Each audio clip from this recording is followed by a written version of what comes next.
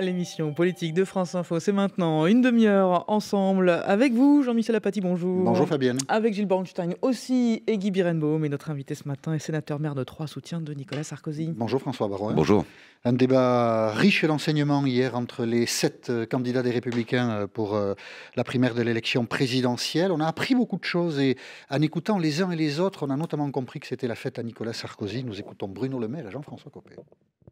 Je dis simplement, Nicolas, qu'avant la candidature de 2012, tu avais dit, si je suis battu, je ne reviendrai pas en politique. Je vais venir. Les mots ont un sens. Si aujourd'hui les policiers, comme les gendarmes, sont dans cet état de colère, c'est tout simplement parce qu'un choix qui me paraît être une erreur folle a été commise il y a une dizaine d'années, qui a été de réduire de manière drastique les effectifs de police alors que la droite était au pouvoir. On a compris hier soir qu'avoir été président de la République, c'était une forme de faiblesse pour Nicolas Sarkozy. Parce qu'on lui reproche et le bilan, et puis et pourquoi tu es revenu? Oui, en même temps, il a parfaitement répondu. C'est vrai qu'il y a quelque chose d'assez baroque de voir ses anciens collègues du gouvernement. Moi, j'ai été son ministre du budget, des finances. Nous avons eu à gérer une crise sous son autorité d'une intensité exceptionnelle. Aujourd'hui, s'excuser en quelque sorte. D'ailleurs, l'une des raisons de mon engagement à ses côtés, c'est la fierté qui a été la mienne d'être sous son autorité pour essayer de protéger les économies des Français et protéger l'intégrité de la zone euro. Mais il devait rendre des comptes hier soir de son action passée. Et ce sont ses anciens ministres ou anciens collaborateurs qui le lui demandaient. Voilà, erreur folle d'avoir supprimé. Ça vient de votre camp, hein, d'avoir supprimé les postes de policiers. Puis il y a eu beaucoup d'épisodes comme ça. Donc on se dit, c'est difficile pour Nicolas Sarkozy. Est-ce qu'il n'a pas fait une erreur, au fond, en revenant? Si vous voulez, on est sous une présidence Hollande. Oui, tout a commencé par un mensonge. Le mensonge de la campagne de 2012 était de définir une majorité de rencontres autour de François Hollande, expliquer que le problème de la France était Sarkozy, qu'il fallait sortir Sarkozy, qu'il n'y aurait plus de crise dans le monde, plus de crise financière, plus de crise sociale, plus de problèmes de chômage. Ce mensonge, François Hollande le paye matin, midi et soir. L'UMP a failli exploser. Jean-François Copé et François Fillon se sont affrontés pour la présidence. On a failli mourir. Nicolas Sarkozy a été courageux. Il est revenu, il a pris ses responsabilités. Et il est aujourd'hui, de mon point de vue, comme du point de vue d'un bon nombre d'électeurs, le seul à pouvoir redresser le pays après ce quinquennat. Parmi les thèmes abordés, celui-ci nous a un peu surpris. Il s'agit des relations avec l'Arabie Saoudite, notamment. On écoute Bruno Le Maire et Nathalie Kosciusko-Morizet. Alors, dans nos banlieues, on explique qu'il faut respecter les femmes, on explique qu'on parle des principes fondamentaux de la République, et en même temps, on fait la danse du ventre devant le roi d'Arabie Saoudite. Moi, je crois que pour vaincre le terrorisme, il faut de la cohérence. Alors, il faut avoir le même discours à Doha et à Paris. Moi, je rejoins ce que dit Nathalie sur les liens avec l'Arabie Saoudite et le Qatar. On ne peut pas combattre l'islam politique en France si on n'est pas capable aussi, d'un point de vue diplomatique, de garantir l'indépendance française en revoyant nos relations diplomatiques et avec l'Arabie Saoudite et avec le Qatar. Revoir ces relations diplomatiques, c'est quelque chose, puisque vous êtes très impliqué dans la campagne de Nicolas Sarkozy, c'est un discours auquel vous êtes sensible, celui que tiennent Bruno Le Maire? Je suis surtout sensible à ce qu'a dit Nicolas Sarkozy sur la compréhension du monde. Vous disiez, est-ce que c'est un avantage ou un inconvénient, ou est-ce qu'il a bien fait de revenir, ayant été président de la République? Je pense qu'avoir été président de la République, avoir eu à gérer et la crise financière et les déclinaisons du printemps arabe, créer un acquis d'expérience qui est une chance formidable pour le pays. Enfin, quand même, les deux là ne vous touchent pas. C'est-à-dire, peut-être sommes-nous trop complaisants avec le Qatar ou l'Arabie Saoudite? La réponse de Nicolas Sarkozy, en revanche, a éclairé le débat sur les vraies positions. Le problème de cette situation internationale, c'est d'abord une guerre entre les sunnites et les chiites. Et il est incontestable qu'on n'arrivera à rien sans rediscuter avec les Russes sur la problématique syrienne compte tenu de leurs intérêts, avec les Turcs compte tenu aujourd'hui de la clé de répartition dont ils disposent pour l'avenir de l'Europe sur les flux migratoires, avec évidemment l'Arabie Saoudite compte tenu de leur poids. On n'a pas trop de complaisance avec ces pays-là. On n'a pas trop de complaisance avec ces pays-là. Vous posiez, pas vous, mais le débat existait lorsque les Américains sont mis autour de la table pour remettre l'Iran justement à la table des négociations internationales. Donc on voit bien qu'il est incontestable que pour obtenir et l'éradication de Daesh et la paix à terme, et donc la sécurité sur nos territoires européens, il faudra discuter avec tout le monde. La proximité personnelle de Nicolas Sarkozy avec le Qatar revient sans cesse dans le débat et lui est sans cesse reprochée par ses concurrents. Est-ce que ce n'est pas un problème? Alors, pour le coup, j'ignorais l'affaire des montres, je ne connaissais pas le sujet. Il a répondu Bruno Le Maire. Oui, la réponse de Bruno Le Maire. Le débat hier a tourné autour de Nicolas Sarkozy et la question est si justement il anime ce débat sur ce sujet comme sur tous les autres, c'est parce qu'il porte une singularité qui créera le mouvement et qui créera l'initiative. On ne peut pas obtenir la paix dans cette zone si on ne discute pas avec tous ceux qui ont une forme d'influence religieuse et politique. C'est incontestable. On aime ou pas le régime de Poutine, mais la Russie doit être autour de la table. On aime ou pas, évidemment, mais c'est un élément de réponse. C'est-à-dire qu'il faut discuter avec tout le monde. Sinon, il faut le dire, et il faut aller au-delà. Il faut demander la fermeture des chancelleries. La Une du Monde, hier, grosse enquête sur les soupçons de liens financiers entre les entourages du colonel Kadhafi et de Nicolas Sarkozy. Est-ce que ce genre d'information vous inquiète? Mais pas une seconde. Enfin, écoutez, mais c'est absolument incroyable. Il se trouve, par ailleurs, je suis avocat et pénaliste. Le nombre d'informations, de désinformations, de rumeurs, de fausses rumeurs. Je veux bien qu'on accuse Nicolas Sarkozy. Excusez-moi, il y a dans ce papier-là. Mais vous êtes magistrat instructeur, vous êtes dans le dossier, vous en savez quelque chose? Non, moi non plus d'ailleurs. J'ai lu le journal. On a lu le journal. Voilà. C'est pas le journal officiel, et puis ensuite c'est à vérifier. Mais et enfin... mais voilà. Alors, est-ce que vous avez vérifié? Est-ce que vous dites que ça ne vous inquiète pas, ce genre de papier? Mais pas une seconde. Pas une seconde. Est-ce que vous avez eu l'occasion d'en parler avec Nicolas Sarkozy? Mais on ne parle pas de ces sujets-là. Moi, ce qui m'intéresse dans Nicolas Sarkozy, c'est son énergie, c'est sa force. Le reste, si on regarde le passé de toutes les casseroles qu'on a voulu lui accrocher, de Clearstream, à l'époque où il était coupable d'avoir des comptes au Luxembourg dans une chambre de compensation et il a fini comme une victime reconnue par la justice, de Bettencourt où la campagne de 2012 s'est faite exclusivement sur l'abus de faiblesse d'une vieille dame qui avait beaucoup d'argent et au final il n'a pas été non seulement inquiété par la justice mais il a bénéficié d'un non-lieu et d'une témoignages. Alors effectivement ça manque de preuves et ils le disent d'ailleurs dans le papier. Les juges parlent de 7 témoignages mais d'un très gros faisceau de présomption. Ce sont les mots qui sont employés par le juge. Oui, bien sûr. Enfin écoutez, il y a quelques principes de liberté fondamentale dans notre pays. Quand on est engagé dans une campagne comme vous l'êtes, on ne cherche pas à vérifier, on ne discute avec personne de ça, on fait comme si ça n'existait pas. D'abord, les libertés fondamentales, ça compte, la présomption d'innocence, le respect du droit à l'information, etc.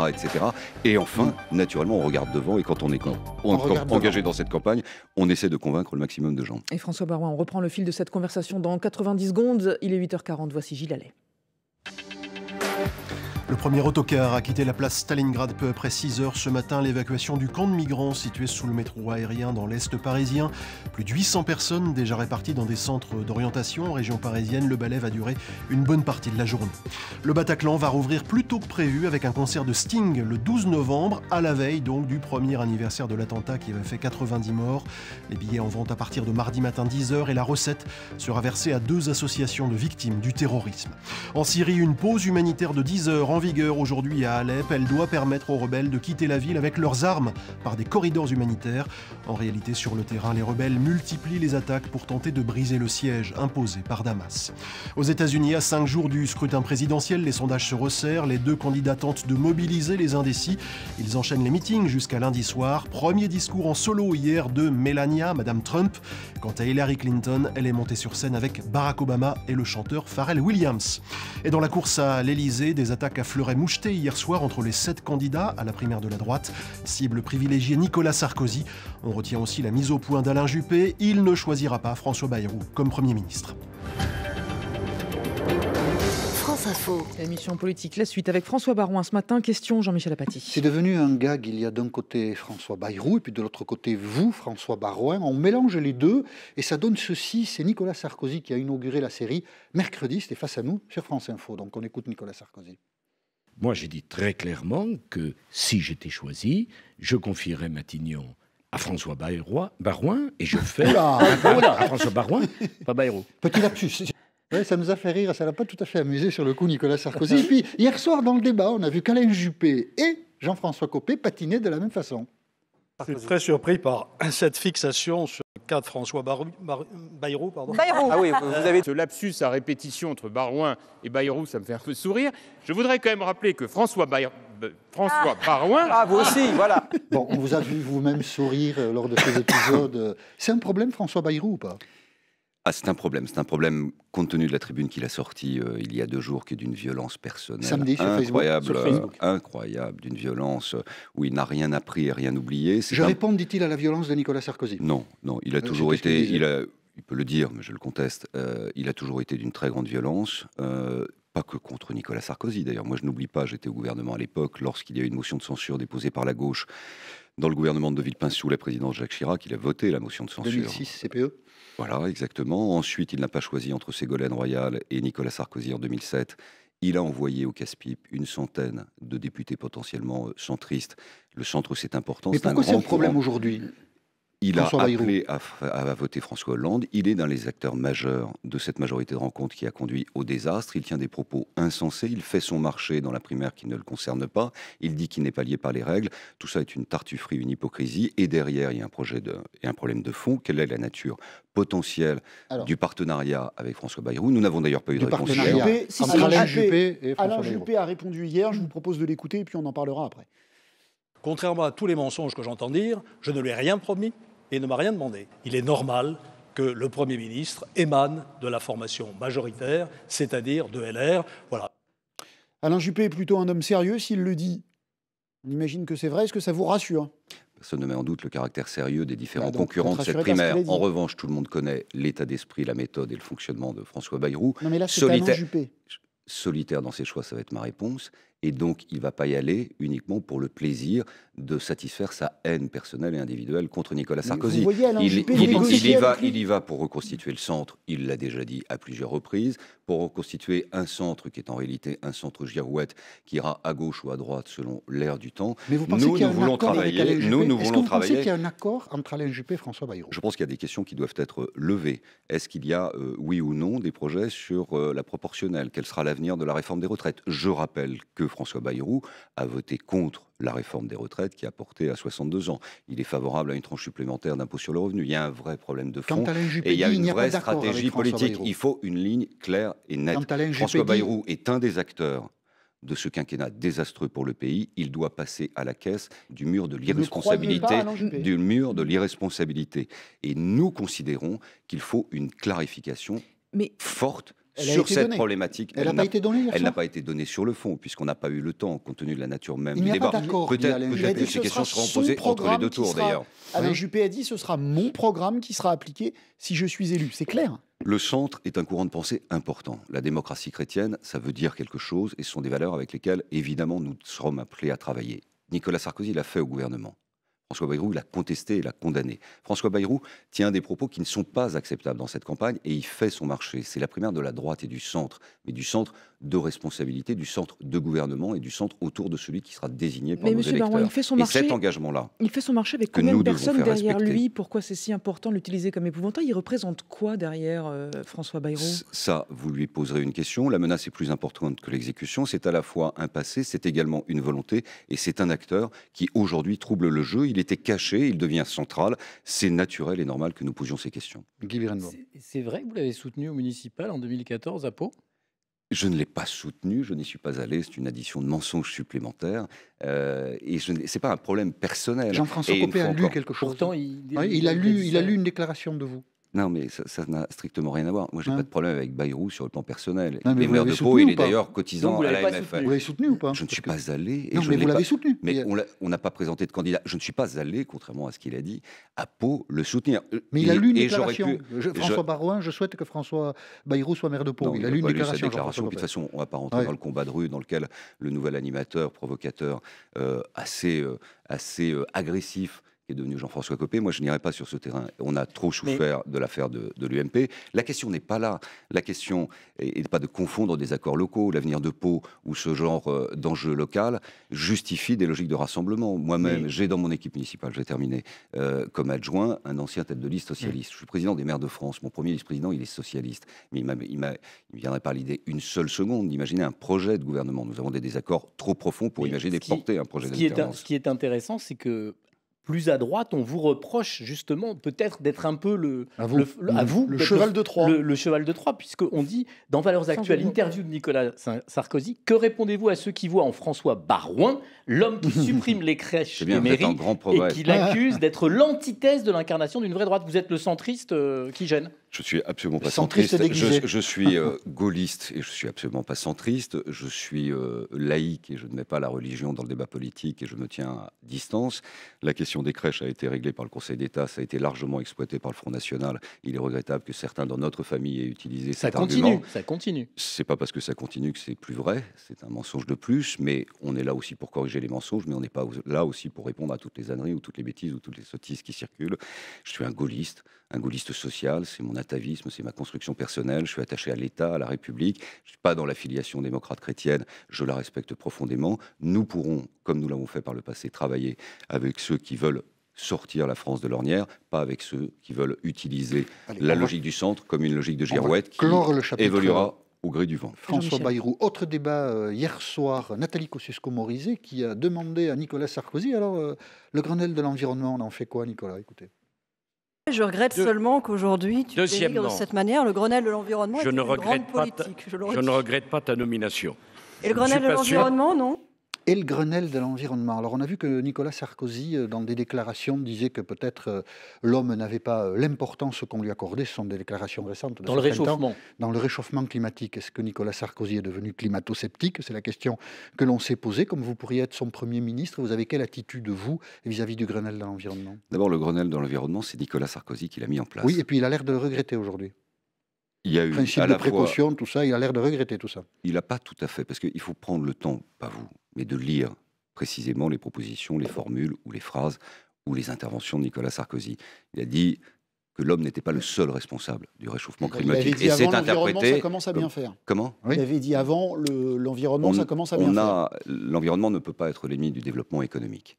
On a une charte de l'environnement qui est à l'intérieur de notre loi fondamentale, et on a, et c'est là le problème, une surtransposition des normes européennes à l'intérieur d'une administration au sein du ministère de l'Environnement. Et c'est cette surtransposition qui crée une telle addition. Je suis pour l'application des normes, je suis évidemment pour la protection de l'environnement, comme tout le monde. Qui est contre? Personne, et certainement pas personne, et certainement personne à droite, et certainement pas Nicolas Sarkozy, qui est à l'origine en réalité d'un cadre général, mais on doit certainement améliorer la situation sur le plan du développement économique. Il y a des freins, il y a des points de blocage, il y a des normes européennes qui sont trop exagérées dans leur application, il nous faudra progresser là-dessus. Et la dernière partie de l'émission politique, dans un tout petit instant, 8h50, Gilles Allais. L'opération se déroule dans le calme. L'évacuation du camp de migrants Stalingrad est en cours. Plus de 2500 personnes qui campaient sous le métro aérien dans l'Est parisien. Quelques 80 autocars vont les acheminer vers des centres d'orientation répartis en région parisienne. Ce ne sont pas encore des armes de guerre comme les terroristes, mais les policiers municipaux de Perpignan vont recevoir des pistolets semi-automatiques, plus rapides, plus efficaces. Il n'y a pas de temps à perdre, justifie le maire de Perpignan. Information de France Bleu Roussillon.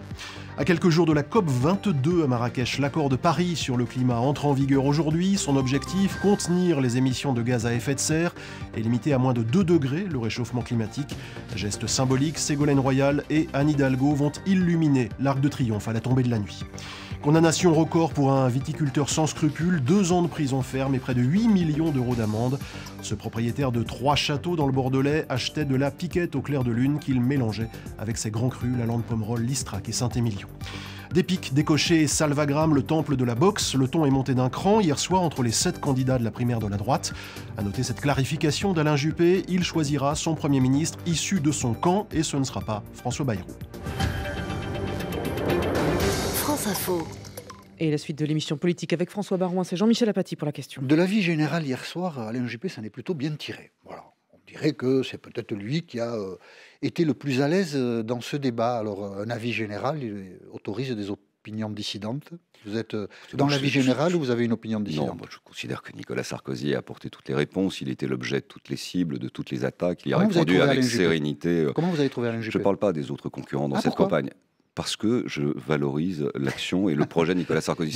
C'est le principe d'une campagne. On avait 7 candidats devant nous, on les a regardés pour une raison simple. Aussi. Vous êtes observateur, vous pouvez dire, vous pouvez commenter, vous pouvez accompagner les sondages. Un animateur, il y a quelques secondes. Vous avez été sévère avec Copé. Il a été très sévère à l'instant. Vous me permettrez de dire qu'il a utilisé la lumière donnée sur ce... Voilà, ça s'appelle un droit de réponse et un droit de réplique, il m'a cité. Ok. C'était un lapsus pour Alain Juppé. Moi, je m'engage avec ferveur aux côtés de Nicolas Sarkozy et je considère qu'il a donné à la fois la sérénité, la force et en même temps l'énergie nécessaire dont nous avons besoin. Donc le reste est subjectif, je ne suis pas l'arbitre des élégances. Tout le monde a considéré certainement son champion comme étant le meilleur. Pour ma part, sans rentrer sur ce terrain-là, je considère que Nicolas Sarkozy a apporté beaucoup de réponses et qui a nourri le débat. Voilà, la question c'était sur Alain Juppé et la réponse sur Nicolas Sarkozy. Alors justement, Alain Juppé, vous en avez parlé et dans des termes qui nous ont surpris. Si la question est de savoir si avec Alain Juppé, la confiance est mutuelle, la réponse est non. Il n'a pas confiance en moi, je n'ai pas confiance en lui. Depuis, il a dit que lui avait confiance en vous. Je n'ai pas confiance en lui. On a trouvé ses propos extrêmement durs. Pourquoi une telle inimitié Avec confiance. Ça sont des propos avant l'été. Nous sommes à présent dans une campagne. Oui, nous avons une responsabilité. Quand François Baron a pris position pour Nicolas Sarkozy. Avant l'ouverture officielle de la campagne. Mais vous avez confiance maintenant ou vous n'avez pas confiance? Avant l'ouverture de la campagne, nous sommes en campagne. Les gens nous regardent. L'enjeu est majeur. Celui qui sortira de la primaire aura toutes les chances d'être président de la République. Je n'oublie pas le pugilat sous l'impulsion de Copé à l'époque, qui a basculé dans une guerre fratricide et une bataille de rue. Je n'en parle plus, j'ai dit ce que j'avais à dire, je n'y reviens pas. Je suis engagé aux côtés de Nicolas Sarkozy, fort parce que en qui j'ai confiance. Le pacte des primaires, c'est « je soutiens celui qui est désigné ». Donc comment pouvez-vous soutenir quelqu'un en qui vous dites « je n'ai pas confiance ». Non, mais vous pourrez poser la question à tous les acteurs responsables. Mais là, je vous la pose à vous. Et à tous les acteurs responsables je vous la pose à vous. Des Républicains. Mais je vais vous y répondre d'ailleurs. Et puis si vous la posez à d'autres, ils vous répondront de la même manière. Parce qu'ils sont responsables. Nous allons signer une charte. Nous allons nous engager sur des valeurs. Nous allons affirmer à travers cette charte que nous sommes des hommes de droite, ce qui est mon cas, et pas du centre. Ceux qui sont du centre et qui viendront signeront et diront « nous sommes des hommes du centre ». Et nous nous engageons à soutenir, sans état d'âme et sans aucune autre considération, celui qui sortira vainqueur de la primaire. Même si vous n'avez pas confiance en lui.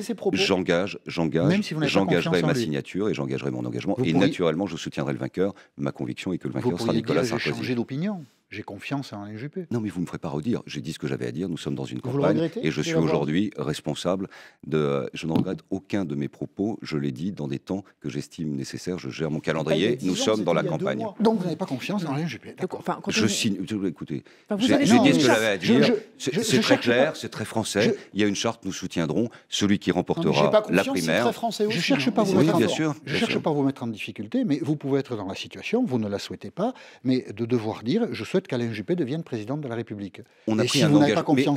Si la question est de savoir si Alain Juppé remporte la primaire, est-ce que je le soutiendrai, est-ce que je voterai pour lui? La réponse est évidemment oui. Mais comme ma conviction est que Nicolas Sarkozy sera le vainqueur de cette primaire, cette question ne se posera pas. Bon, on en reparlera alors. D'accord. Quand vous voulez. Stalingrad. Évacuation des migrants qui se trouvaient dans ce quartier de Paris, 2000 personnes à peu près, donc sur le quai de Stalingrad. Peut-on faire autre chose que ce que fait le gouvernement dans ces cas-là? Je ne pense pas. Il y a des questions d'ordre public, il y a des questions d'organisation générale. Voilà, c'est ensuite à chaque ville et à l'État de faire respecter le droit. La ville a la responsabilité de la tranquillité de l'environnement immédiat. Elle a des devoirs également en matière d'accueil et d'hébergement, comme toutes les villes de France. Et l'État a des responsabilités en matière d'ordre public. Est-ce qu'il y aurait une question de... C'est pas compliqué d'être en même temps dans la campagne de Nicolas Sarkozy, dont on connaît les positions sur les réfugiés et les migrants, et toujours patron de l'Association des maires de France. Il n'y a pas de temps en temps un porte-à-faux? Je ne m'exprime plus, j'ai pris des positions dès la campagne, où je ne m'exprime plus en cette qualité-là jusqu'à la fin de cette campagne, compte tenu de la nature et à un moment, il faudra très signalée de mon engagement aux côtés de Nicolas Sarkozy. Il y a beaucoup de contraintes, décidément, pour vous. Ah non, c'est que du plaisir. Non, vous avez tort, c'est que du plaisir. C'est du plaisir d'être là ce matin, c'est du plaisir de sillonner la France, c'est du plaisir d'essayer de convaincre. On a bien compris que vous soutenez l'évacuation de Stalingrad ce matin. Vous trouvez que c'est la bonne solution? Oui, bien sûr. Je suppose que le ministre de l'Intérieur a pris tous les renseignements nécessaires. Il n'y a pas d'autre politique. J'ajoute qu'on rentre dans une campagne hivernale, il vaut mieux que les gens soient accompagnés de façon digne. Question de Guy Bernier. On connaît votre passé de journaliste. Vous êtes forcément sensible à ce qui se passe chez nos confrères de iTélé, qui entament, je crois, le 18 ou 19e jour de grève. Qu'est-ce que ça vous inspire? Il n'y a rien de plus précieux qu'un titre, il n'y a rien de plus précieux aujourd'hui dans un monde ultra informé qu'une chaîne de télévision. Après, il y a une société des rédacteurs, une société des journalistes. Je ne rentre pas et je ne veux pas prendre position sur la cause réelle. Un dirigeant aussi, Vincent Bolloré, qu'on n'a pas entendu depuis le début de ce conflit, et le propriétaire du groupe Canal+, et donc d'e-télévision, responsable visiblement des choix qui sont opérés à e-télévision et qui suscitent la colère des journalistes. Oui, enfin, je vois bien. Quel jugement vous avez de Vincent Bolloré? Ici, on est sur le service public. On serait ailleurs, on vous poserait la question. Oui, mais vous seriez fondé à la poser, puisque c'est l'argent des contribuables qui permet de faire vivre un outil comme celui-ci. Là, il s'agit d'un actionnaire privé, d'une société privée. Ça donne pas tous les droits en matière de droit du travail. Quel regard vous avez sur Vincent Bolloré? Le droit du travail, il y a des juridictions pour le faire. Quel patron? Comment vous le... C'est un acteur industriel majeur, il a développé, il a créé de la richesse, des centaines d'emplois, des milliers d'emplois. C'est une affaire privée, laissons l'actionnaire gérer avec la société dans le cadre singulier de la gestion d'un média, où il me semble qu'il y a des clauses de conscience qui existent pour les journalistes et qui peuvent être aussi opposées par ces journalistes vis-à-vis d'une direction si d'aventure le chemin qui est proposé. Il arrive assez souvent aux responsables politiques de commenter des affaires se passe dans les entreprises privées. Peut-être, mais moi je ne suis pas les responsables politiques. J'en suis un et je le fais. Je n'ai pas le souvenir de l'avoir fait beaucoup et je me tiens à distance de ces jugements personnels sur des affaires privées. Beaucoup de plaisir, mais aussi beaucoup de contraintes, François Baroin. Merci d'avoir accepté l'invitation. En tout cas, pas une de vous voir ce matin. C'était réciproque. Réciproque, bien sûr. Allez, merci beaucoup et bon week-end à tous.